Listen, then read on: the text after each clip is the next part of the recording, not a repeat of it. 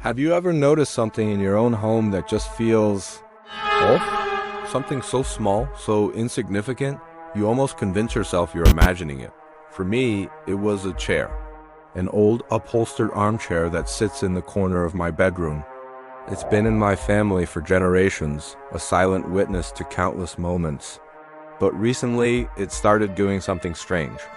Every morning, without fail, I wake up to find it turned around.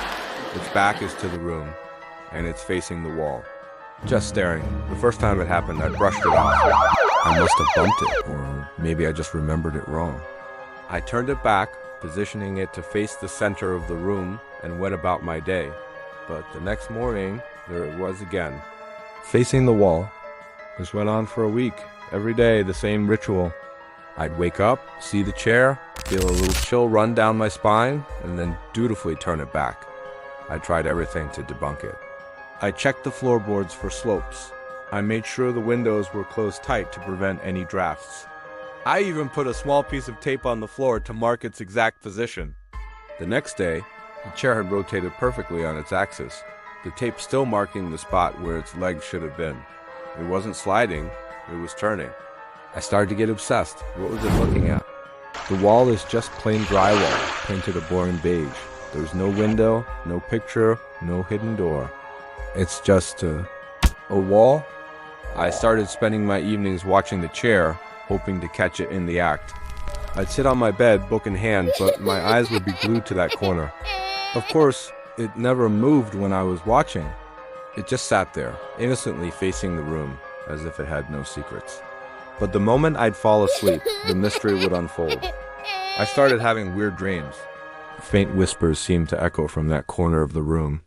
Sometimes I'd dream of shadows dancing on that specific patch of wall, shapes that I couldn't quite make out. I'd wake up with a jolt, heart pounding, and the first thing my eyes would dart to was the chair.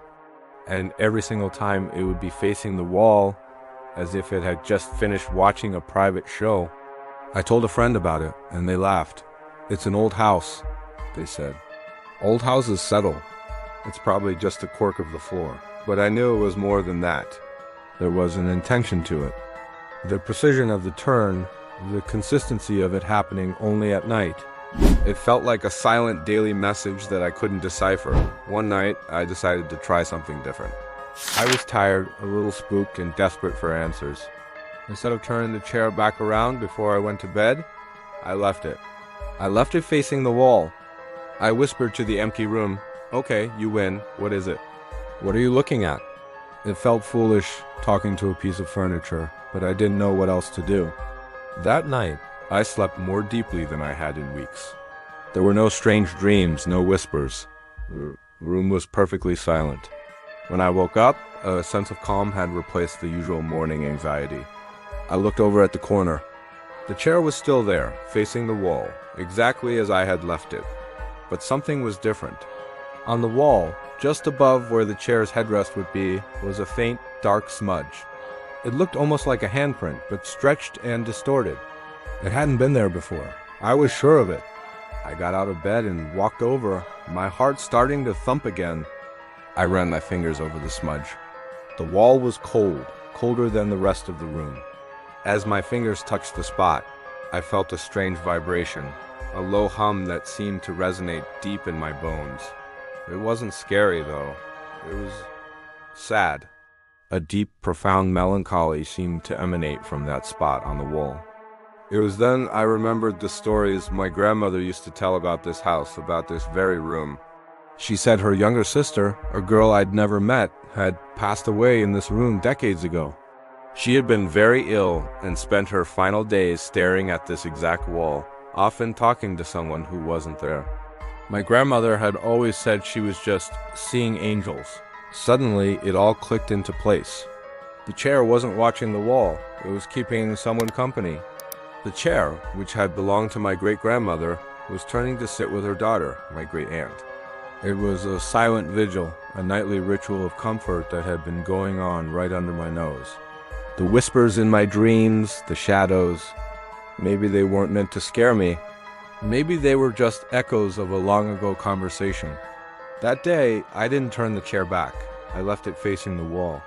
And the next morning, for the first time in months, the chair was in a slightly different position. It had turned back on its own, just a little, to face the corner of the bed where I slept. It was as if to say, "Thank you for understanding." I never tried to move the chair again. Some nights, when I go to bed, I see it facing the wall. Other nights, it faces me. It has its own life, its own purpose in this house. It's not just a piece of furniture anymore. It's a guardian, a companion, a link to my family's past. And sometimes, late at night, when the house is quiet, I think I can still hear the faint sound of whispers coming from that corner. But now, they just sound like old friends catching up. So if you have an old object in your house that seems to have a mind of its own, maybe don't be so quick to dismiss it. It might just be trying to tell you a story. Thanks for watching.